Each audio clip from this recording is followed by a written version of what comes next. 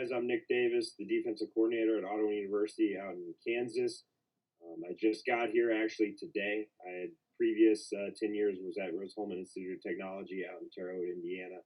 So I'm excited to talk football with you guys tonight. I'm Ken Vigdal. I'm the head coach at Lamar's Community School in Lamar's, Iowa. Same thing with me. I just got here about a month ago. I was the offensive coordinator in Brookings and Sioux Valley the last 10 years. And we're in the start of trying to learn our offense, and we run a spread wing T offense.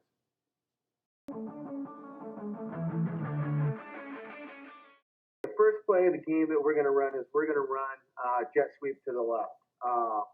We're going to send our Z. We're going to send him in motion full speed. We're going to snap it at the outside leg of the guard. Our quarterback is going to open up not just midline, but he's going to take a step past midline to like 7 o'clock, and he's going to hand it off on the backside hip of this whole thing.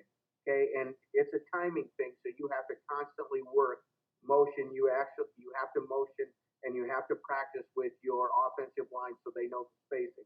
So that's the first thing that's going to happen is we're going to go full speed motion.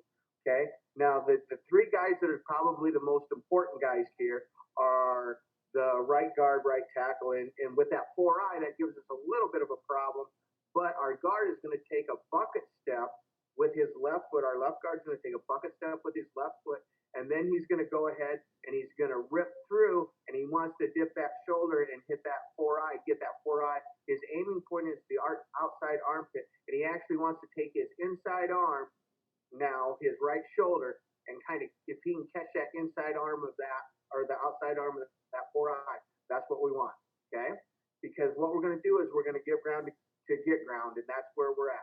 We're going to go ahead and do the same thing with the offensive tackle. He's going to drop, step with his left foot. We call it a bucket step, and then he's going to take a step with his right, and fight to the outside armpit of that outside linebacker. Even though that backer could be 2 or 3 yards away, that's the step we're going to take. Now, what's interesting is that outside backer, he's going to take two choices. He's going to collision that tackle and try to get people off of him, and the safety probably is going to come down. What we're going to do with our W is, and I learned this from Coach Hughes at Sioux Valley a year ago, is I was that guy that always tried to reach with our wing and try to, get your hands on him and, work your butt to the sideline and give turns. And he taught you're going to rip through and you're actually going to just open up and run as the W. And so you're actually running somewhat parallel to the line of scrimmage. And as that safety or that backer comes to you, you're going to attack him with your shoulder in the middle of his body. You're not going to try to square up, because what they do is they fight over the top and everything. So you're going to keep pace with him, and you're going to actually just side block him the whole time to the sideline. Now, obviously, our X is going to stop the corner, but our back, our Z, who's going to get the ball, they're going to go ahead and he's going to go hash number sideline, and he will string that thing out all the way past the numbers to the sideline. Because it's amazing in high school football that from probably about 2 yards to the sideline, a lot of kids let up, and they think it's the ball carrier's tackling. So we kind of charted that, and we had more yardage from actually 2 yards out and up the field. And we want to get on jet sweep, we want to get 5 to 7 yards every time. And that's our goal. Okay. Now the backside of the line, we're all scooping and we're taking our steps and getting a body on a body. But the other key is our fullback is going to run the fullback trap pass back to the backside. Why? Because obviously you want to set something up here in the next go around, in the next play when you go ahead and you send that guy in motion. So we're gonna go jet sweep to the left. We're gonna bucket with the left guard and the left tackle, and then we're going to go ahead and attack with our W, either that outside linebacker that gains width right away, or that safety that comes buzzing down to the outside as hard as he can, and we're gonna block him with our shoulder. We're not even gonna square up on him, because we're just gonna use our side body and just stay in front of him. Because what's gonna happen is that linebacker or that safety is gonna make the choice to come inside sooner or later. And when that guy decides to make that choice to come in sooner or later, we better be to the outside of him already. And then our back, or we say to our Z, hash number sidelines. And when we meet sidelines, is you better, you're going to work it down and out, but you better not be cutting it up until you get within 2 yards of the sideline. Going to do is, as soon as you motioned, all right, what we do is we wobble our safeties. So the rover and the free are both watching that wing. As soon as you motion, my corner is going to be my post player playing cover one, and we're actually going to knife that rover down, and he's going to play man essentially on your Z. So my best bet would be to win outside and make this bad boy turn in. If I can't win outside, you're going to have a nice play here. Our nose guard's going to attack your center. He's going to play a lag technique, so he's going to play thick through the center of him and lag back there for the fullback trap if you come back to that. Now, where I like your situation is having the fullback. So my Bob's got my middle stack dude, he's got to honor that. He can't be flying to the jet out of shotgun. It's a little bit easier out of under center, man. Those dudes are going to have to honor that inside run, which is going to keep my mic in too. I feel pretty good about the 4-eye as he strikes the tackle, that we need to win there, or we need to win with the rover. If we can win there, we feel pretty good. It's really a one-on-one battle. Can the wing block the rover? Can the guard and the tackle scoop the 4-eye and the will linebacker? So, this could go for 40. It could go for minus yards, but I like the fullback trap because that's going to honor, make those guys stay patient the rest of the game, those middle stacks. And if they're flying out, then I know what's coming next.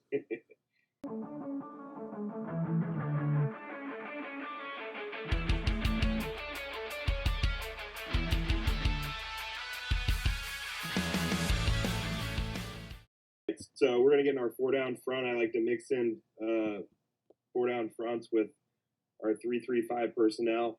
But for this play, we're going to run our little pick stunt with our nose and our tackle. So both the nose and the tackle are going to aim for your center.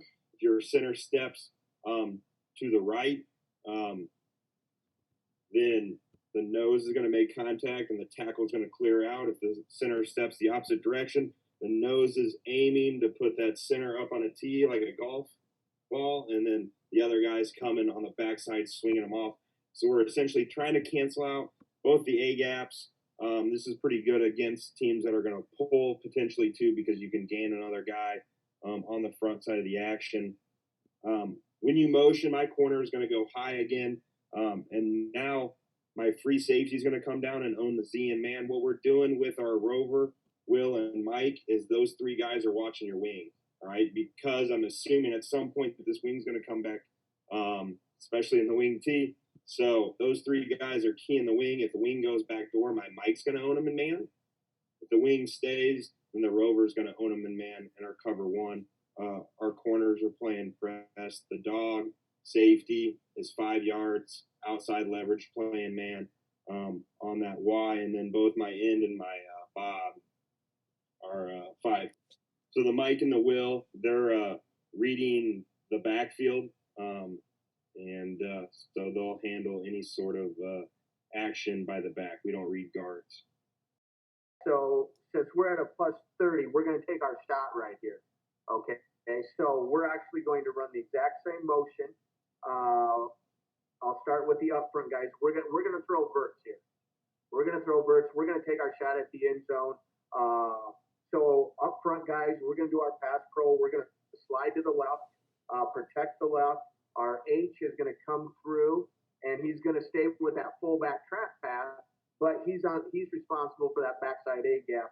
So then that way, if they do send anybody in the middle, or they try to overtake the center with two defensive tackles or a blitzing linebacker, we have that taken care of. Now, where Coach here has us kind of in a dilemma is with his B there on that outside linebacker.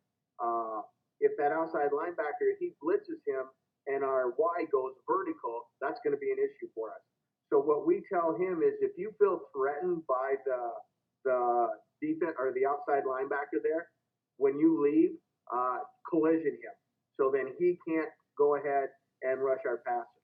Okay, so now what we have is we're gonna stalk and go with our X out there with the receiver. He's probably in 1-to-1, but that corner is probably going to be looking at the jet motion coming and get our hands on him and release to the outside.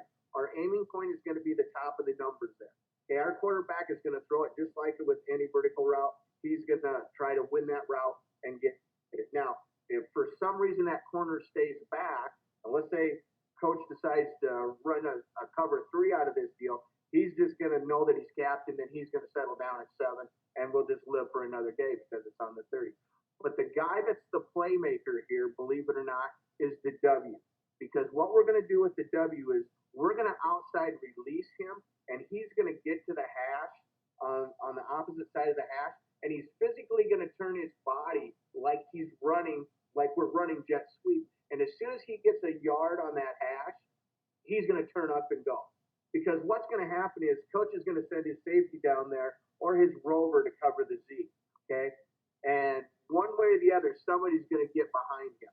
Lots of times our W gets lost in the mix because even though it's 2nd and 12, I mean, if you get 7 on jet sweep here, we're in good shape. Now the key is we also ran it into the boundary, which eliminates the space, which makes it an easier throw for our quarterback if he's going to throw it to the outside receiver, our X, or if he does get it down to the W coming down the middle of the field.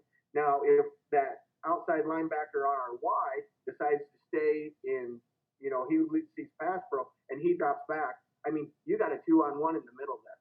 Now, I know his corner is going to drop back, but if we at all look at the Y coming down the middle of the field, his safety is going to turn a little bit. Okay, our quarterback is going to run the exact same action he did before. He's going to open up to the Z coming in motion, and he's actually going to take a step. And I know that sometimes you don't want to turn your back to the defense, but he turns all the way around, which that gives the illusion that, hey, he handed the ball off, and he's going to come out and focus on the W first to the inside, and then he's going to go to the X on the outside. The Y is just trying to get the free safety and the corner out of the way because, like I said, this is a 2-main route here, and if all breaks loose on us and they send somebody and we can't control it, we have our Z coming in a bubble on the left side, and he's going to dump it to him. So we got 3 vertical routes going with a double to the outside.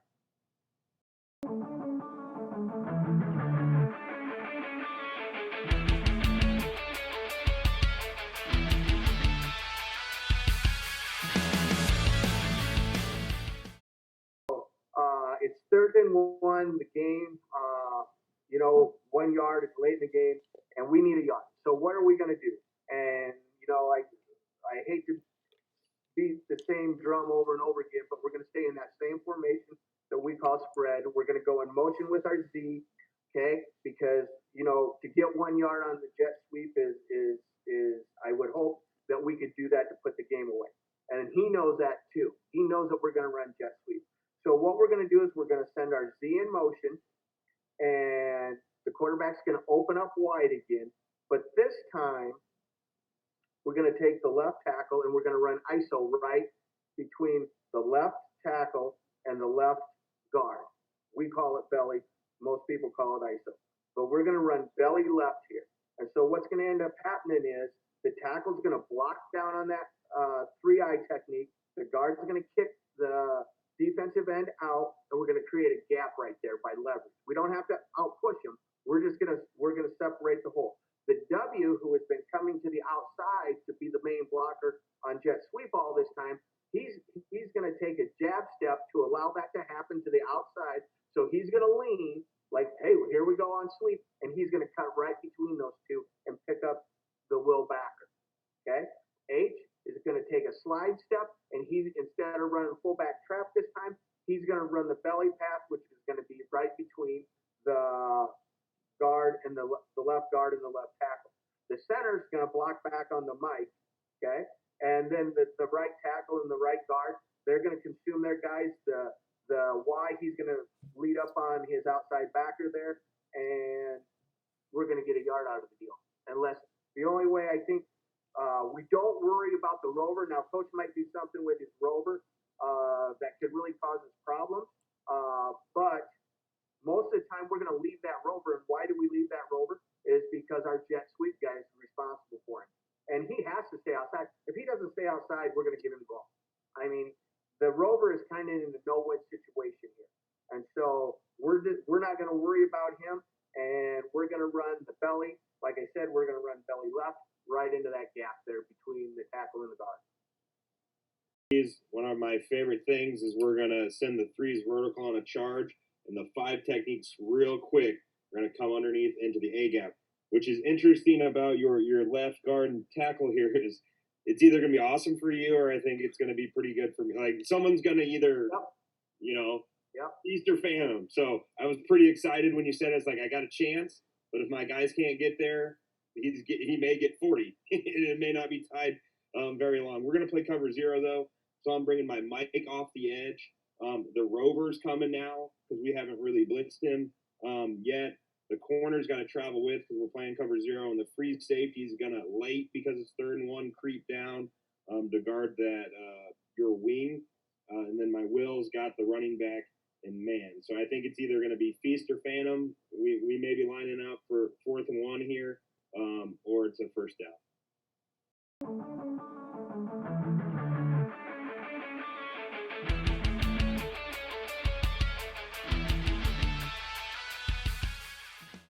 So we'll be in a bear front. We're going to bring all 5 guys. When you guys shift over, our guys are going to have to go with them. The nice thing about playing man is all of our eligible guys are going to guard your eligible guys. And we're not in the NFL, so we're not reporting. I don't know if you guys do that in Iowa, but that would be no fun if you can report ineligible. And then our corners got to run with on the motion because we're playing cover 0. The Mike and the free safety are going to banjo your H. He's, I'm assuming, probably going to be the lead blocker here. So we got to win a foot race to the pylon here. The last play, our Mike and our free safety, I think, would have a decent shot of being unblocked. But everyone's got to get aligned to the shift, and that's going to be whether I'm a good coach or not. And we covered those sort of things. So what we're going to do is we're lined up in our formation, and the quarterback is going to yell shift. And the offensive line takes their left foot, step, crossover with their right, open with their left. So now all of a sudden the entire line has shifted over to the left. And now the tackle has become the center.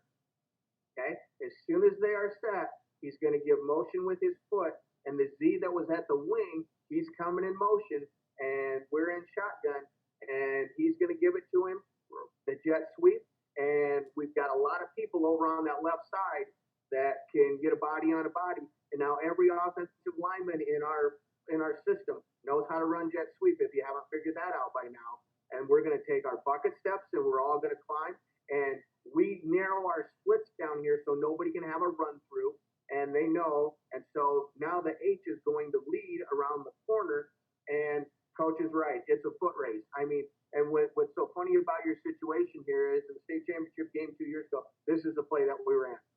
It was 3rd and 5. We ran it, got it on the half-yard line, and then ran our belly after that. But we call it jailbreak. It's a nice little 2-point play. We run it quite a bit in 2-point.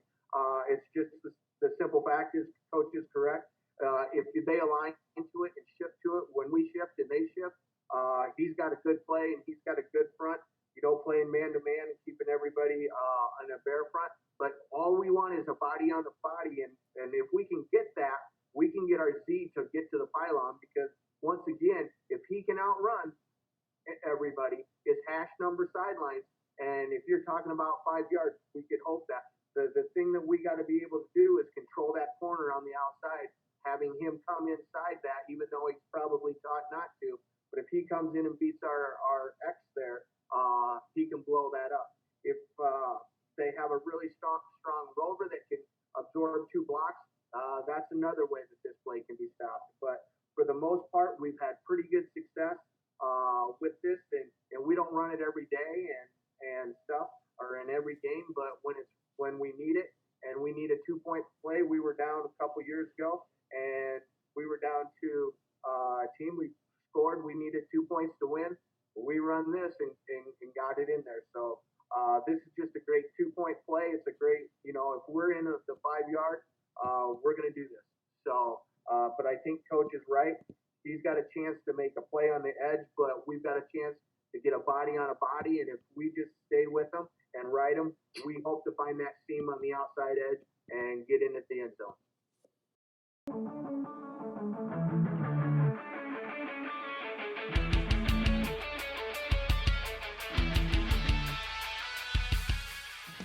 We can talk about X's and O's and all you want and things. And, Coach had a great defensive plan against our offense and stuff tonight. We're a jet sweep team. But when it's all said and done, I don't know if it really matters what you run for an offense or defense. 4 years ago, it's been 6 years ago, we were 0-9. And 2 years or 3 years later, we find ourselves in the state championship game. And it wasn't because of just X's and O's. I believe in culture. I do everything we can to build our culture, and you just got to start it. If you're not a culture person, you need to learn to be a culture person. You can find me on Twitter at KE Vigdal. You can find we have my son and I have a small business that will come out and we'll give you the 10 pillars of what you need to learn culture. I'm a mental performance certified coach, 3D coach, and I love talking X's and O's. But to be honest with you, I probably love talking about culture and all the things that you can do to build your program, because we still had basically the same kids, the same type of athletes that we were 0-9 with, that we went to the state championship game. In the last 5 years, the teams I've been around, we've been in the semifinals 3 times and the state championship game twice. So, X's and O's are great, but it still boils down to culture for me. Guys out there, I'm willing to help anyone out. You can follow me at Coach Nick Davis on Twitter. I also have a @Spread Defense account where I'm tweeting and retweeting a bunch of defensive stuff. I do our own stuff on there. I have a YouTube channel as well that you can follow me. I'm willing to help anyone. In return, if you have high school coaches out there, you got a guy. We're an NAIA school in Kansas. We're the 3rd winningest program in the history of NAIA. And, I was a graduate assistant here 10 years ago, and it's a big family thing here at Ottawa. So I'm excited to be back and get Ottawa back on the winning track.